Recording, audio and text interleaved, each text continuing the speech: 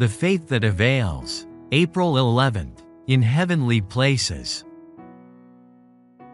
And Jesus said, "Somebody hath touched me, for I perceive that virtue is gone out of me." Luke chapter 8 verse 46. There are two kinds of connection between the branches and the vine. The one is deceptive, superficial. The crowd pressing upon Christ had no living union with him by genuine faith.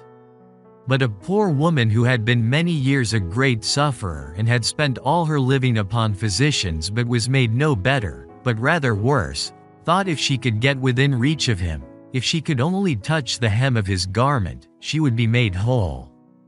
Christ understood all that was in her heart, and he placed himself where she could have the opportunity she desired. He would use that act to distinguish the touch of genuine faith from the casual contact of those who were crowding about him. When the woman reached forth her hand and touched the hem of his garment, she thought this stealthy touch would not be known by anyone. But Christ recognized that touch and responded to her faith by his healing power.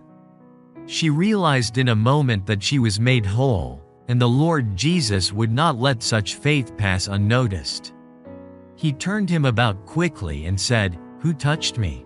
All the disciples were pressing close around him, and Peter said, "The multitude throng thee and press thee, and sayest thou, Who touched me?" And Jesus said, "Somebody hath touched me, for I perceive that virtue is gone out of me." Luke chapter 8 verses 45, 46. When the woman saw that she was not hid, she came tremblingly and cast herself at his feet, telling the whole story. For 12 years she had been afflicted, but as soon as her finger touched the hem of his garment she was made whole. Jesus said to her, "Daughter, be of good comfort. Thy faith hath made thee whole, go in peace." Verse 48. The mere touch of faith brought its reward. Letter 130, 1898.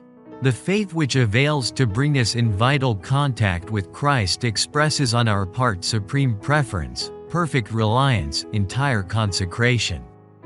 It works in the life of the follower of Christ true obedience to God's commandments, for love to God and love to man will be the result of vital connection with Christ.